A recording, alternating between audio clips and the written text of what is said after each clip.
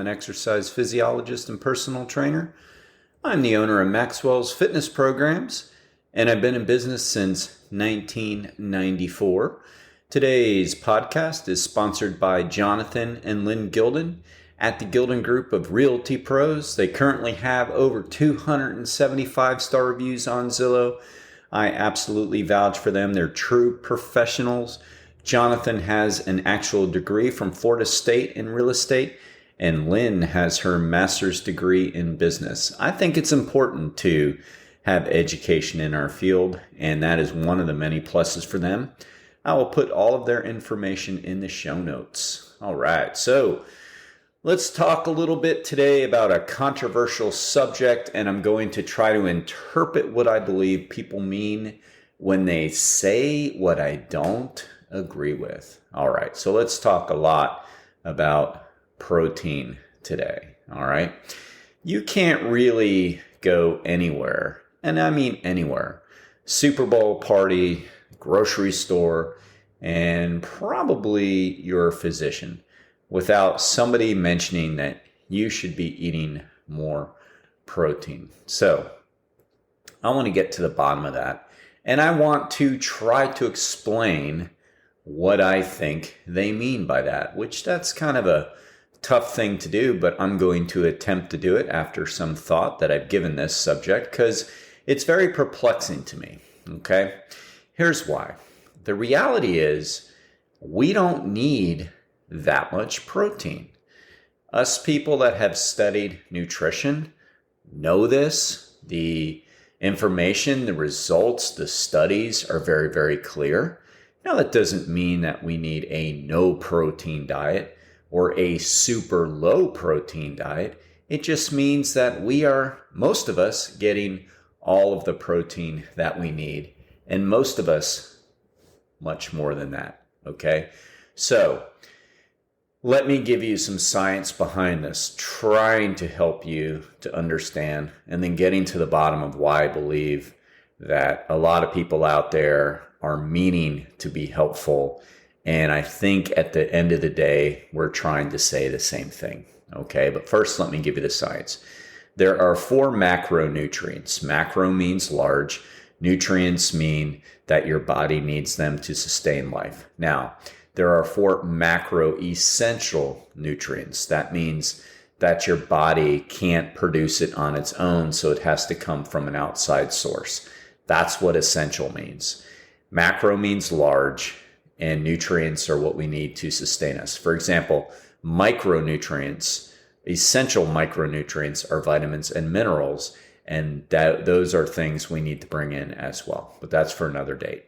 Okay, so the 4 macronutrients are water, carbohydrates, fat, and protein. Water is pretty obvious. In water, there is no calories derived from water. I would say you can drink as much as you want, but that's not entirely true. But we definitely don't have to worry about that except in extreme conditions as far as drinking too much. Now, the other 3 need to be eaten in balance, as I talk about in my book, but not a balance of, say, 33%, 33%, 33%. No, because each of them has a vital role and roles in the body, okay? Let me start with carbohydrates. Carbohydrates provide energy. That's what they do. They give energy.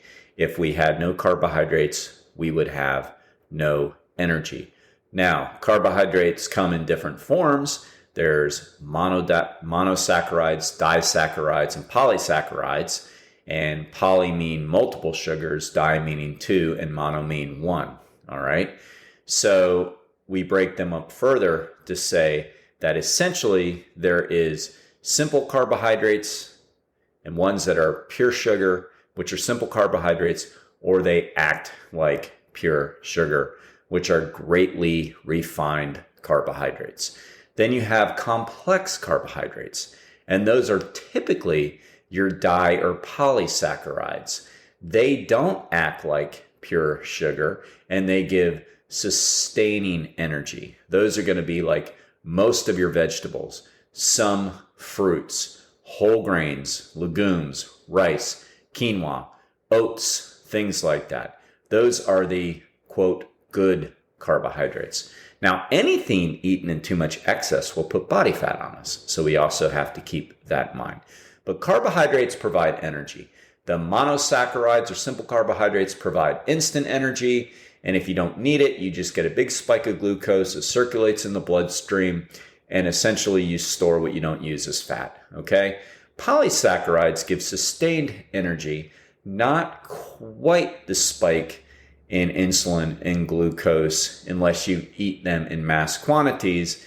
And what you don't use, you typically store as glycogen, which is stored carbohydrates. That's a good thing. All right. Then there's fat. There's saturated fat that comes primarily from animals. And then there's unsaturated fats that come from plants. Now, regardless if you get them from plants or animals, the fat essentially does the same thing. Fat gives you energy, and fat, especially the cholesterol in fat, helps you make hormones, okay? So we need fat. If we don't have enough fat in our diet, our endocrine system starts to take a hit. All right, the key is we don't need that much because there are 9 calories per gram of fat compared to only 4 calories per gram of carbohydrate. So if you eat fat, you're essentially getting double the amount of energy than you would get for a gram of carbohydrate. So we simply don't need as much. That's why we don't eat 1/3, 1/3, 1/3, and I'll get into the breakdown in a second.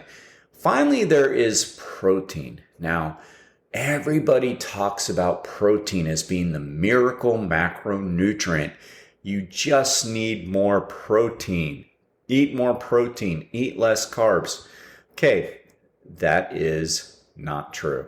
Okay, now here's the first thing we need to understand about protein. Protein is not an energy macronutrient like carbs and fat. It's not an energy macronutrient. That means you do not use protein for energy. What we use protein for is cell repair. Muscle cell, skin cell, all cells. Protein is the repair macronutrient. It only provides energy in extreme situations where somebody is healing and in some exercise situations, intense exercise situations, some of the amino acids can get burned for fuel. But that is it. Other than that, protein is not an energy macronutrient. So we don't need as much. We are not using the protein nearly at the rate that we're using carbohydrates and fat. Now, nowhere in this brief little introduction have I said protein's not necessary. It's very necessary. We just don't need as much because we don't use as much, okay? So here's some more statistics for you. If you consume up to 25 grams of protein in a meal, which is not that hard to do. A chicken breast has about 25 grams of protein. A fillet of fish has about 25 grams of protein. If you drink a 16-ounce glass of milk, that has about 18 grams of protein. So it's easy to get 25 grams. Anything beyond 25 grams of protein gets unused and potentially stored as fat. Did you hear that? Now, how many of these jugs of protein powder that you can get at the store brag about having 50 grams of protein per serving? And they might only have 25 grams per scoop, but the manufacturer says take 2 scoops because you'll get more protein. And you just take 2 scoops, you pour it in the blend, you put it in the blender, you mix it all up, you drink it, and you brag about having your 50 grams of protein. And we look at you and go, okay, so 25 grams of that is getting wasted at best, being stored as fat at worst, and not only at worst, but also putting a lot of stress on your kidneys because high protein diets will put a lot of stress on your kidneys. All right. So we don't need nearly as much protein as you're being told by quote experts that you do. You simply do not. You just need roughly around 20% of your diet being protein, all right? Or 0.6 grams per kilogram of body weight, which just isn't that much. So for somebody my weight, essentially 170 pounds, that means I need about 100 to 110 grams of protein a day, which I get. And I get that on a plant-based diet, by the way. So we just don't need that much protein. You get the point? I can continue with statistics. All right, let me give you another one on low-carb dieting. All right, so a lot of people get on low-carb diets because they think that's the way to lose weight. All right, and then they exercise, which is a great thing. We want people to exercise. But like exercising without carbohydrates in your body is like trying to get into your car and drive it without gas. You've got no energy. And if you're on a low carb, high protein diet, your body is going to find a way to get that energy that's going to fuel your exercise or fuel your movement. And you know where it's getting that energy from? It's getting it from your muscles. Your body is literally eating itself to sustain itself. And the official term for that is gluconeogenesis. All right? It's getting new carbohydrates, new glucose from your own body, breaking down your muscles. That's why so many people on low carb diets, they do lose weight at times. And a lot of the weight they lose is muscle weight. And then when they start eating normally again, they get even fatter because now they don't have the muscles that was priming their metabolism before. And it's just a wicked cycle that they get themselves into. So there is no truth to it. Now, what we need is a good balanced diet of getting all the appropriate macronutrients that we need, and we need to stay in our caloric limitations, okay? I like to tell people to eat roughly a 20% protein diet, around 60% carbohydrates, and around 20% fat. Now, if they're not as active, I'll cut it to 20% protein. So the protein always stays pretty stable. We don't really increase it that much with exercise. That's the myth. What we increase more with exercise is the carbohydrates. But if somebody's more sedentary, then I'll go 20% protein, 50% carbs, and roughly 30% fat, because carbohydrates fuel the higher intensity exercises. Okay? So we got that out of the way. That's the science. I can give you more if you need it. Hit me up. But let me try to be a peacemaker here and try to get you to see what I think everybody's saying. All right?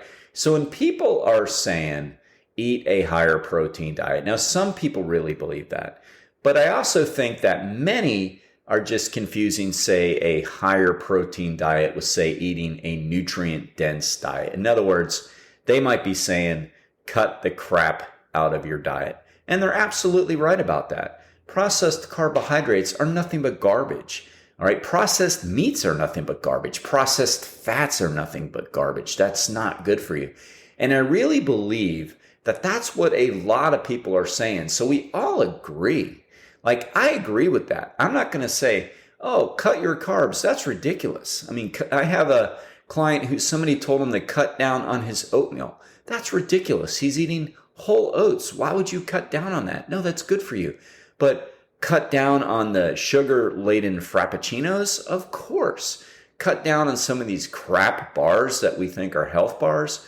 Of course. Cut back on white bread and white bagels? Of course. Those are the things we want to cut back on. And I think that's what a lot of people are saying and meaning when they say eat higher protein. I really think they're trying to say eat more nutrient-dense foods, more real foods. And that doesn't necessarily have to be meat. We can get great protein sources from legumes, from quinoa, from combining beans and rice, from nuts, from peanut butter, things like that, which, yes, have some fat in them, but we can get a lot of nutrient-dense, high protein, if that's the way you want to term it, foods from the plant kingdom as well. And I really think That's what people are trying to say. I mean, yes, there are people that are pure protein advocates, and yes, there are people that are trying to sell you on those types of things because they can make a lot of money off of you. But I also just think what a lot of people mean is they're just trying to say, cut the crap out of your food, out of your diet. Because let's face it, there's nothing overly tasty about plain chicken breast, plain white fish, right? It's not like you just salivate thinking about it, right? I mean, yes, of course, if you doctor it up, if you fry it, if you barbecue it, if you do all those things, of course. I'm just talking about the nutrients itself, the food itself. But now take like a bag of chips and candy, and all of a sudden you're like, now that sounds pretty good, right? I mean, our taste buds all are wanting the same things. It's just some people do a little bit better job of fighting off those things than other people. So I really do believe that's what people mean when they say, eat a high protein diet. I think a lot of them just mean cut the crap out of your diet. And I'm trying to give them the benefit of the doubt on that. So I want people to understand that really most fitness experts agree that you just can't eat crap foods and not have it affect you negatively. You really just can't. What I really have a hard time with are the people that legitimately tell people that things like rice and oats and potatoes are bad for them. I mean, that is just absolutely ridiculous. There is a huge difference between a processed carbohydrate and a grown from the ground carbohydrate. There is a big difference on that. All right. So understand that. Let's instead, if you don't agree with somebody who's pushing a high protein diet and they seem to be in the fitness and all that good stuff, and you like the rest of what they have to say, they show good exercises, give them the benefit of the doubt and just assume what they're really saying is a high nutrient dense diet. Nutrient dense means you're getting a lot of nutrients without the crap. Calorically dense foods are the opposite. You're getting a lot of the crap without any essential nutrients that are really going to help you. So let's give them the benefit of the doubt on that. And please, if you're buying the protein powders and all that, remember, you do not need more than 25 grams of protein in a serving. All right. And roughly that's going to be like for a 3 to 4 hour time frame. If you're consuming more than that, you are wasting the protein at the very best. At the worst, you could be storing it as fat and putting a lot of unnecessary strain on the kidneys. Okay? So let's take that positive approach there. Let's try to eat a real balanced diet, which is roughly 20% protein, 20% fat, and 60% carbs. Try to get the majority of your carbohydrates from grown from the ground, real whole grain plants. Try to get your protein sources from completely lean sources, meaning there's a big difference between hamburger fat and chicken. And if you're going to go the plant-based route, which is fine, that's more or less what I do, get good legumes, get good nuts, get good quinoa, combine rice and beans, so get it from those sources and not crappy protein sources, and try to choose your fats from the unsaturated, whether it be polyunsaturated or monounsaturated fats, which are plant fats, because those fats don't raise your triglyceride levels and your cholesterol levels in your bloodstream nearly as much as consuming saturated fats, which come from animals. Okay? Great podcast today. I think great topic. It was brought to my attention. Hope I covered it well for you. And I want to now thank chiropractic physician Dr. Doris Antos of Ormond Beach, Florida. She's in the wellness. She's in the fitness. We absolutely refer to her. Somebody asked me about her the other day, and I said, you absolutely should give her a call. She can absolutely help you. She's on Granada Boulevard, and I will put all of her contact information in the show notes. Until next time, be Max Fit and be Max Well.